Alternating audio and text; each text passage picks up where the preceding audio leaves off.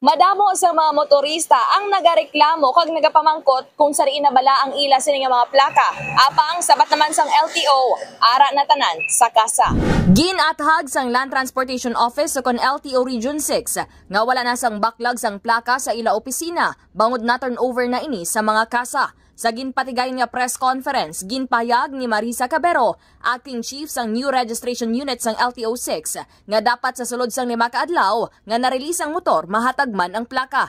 Dugang pa ni Cabero, hulugan man o kon fully paid, applicable ang nasambit nga polisiya. Pahayag pa sang natungdan, mahimo magreklamo sa ila talatapan sa mga nagapanukot pa para sa plaka, kag sa mga nagapabuyan-buyan. Base sa talatapan, masobra 20 na ka show cause order ang na-issue sa mga dealers nga madamo sang komplenta. Yari ang kabahin sang payag ni Marisa Cabero.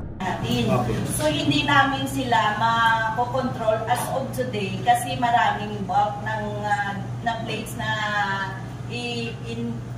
binigay namin sa kanila. Pero as of this moment sa aming office, wala na talaga kaming backlog.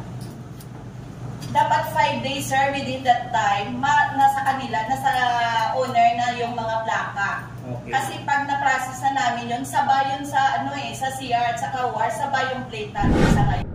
Sandig pa sa LTO Region 6, may nagakaigo nga penalidad sa mga pasaway nga mga kasa o kon motorcycle dealers. Report nagikan sa LTO Region 6. Inisi ka K5, Kim Montaño Kaluyo para sa Kampiyon nga Balita, Serbisyo Publiko, kag Kalingawan sa Iloilo. K5 News FM.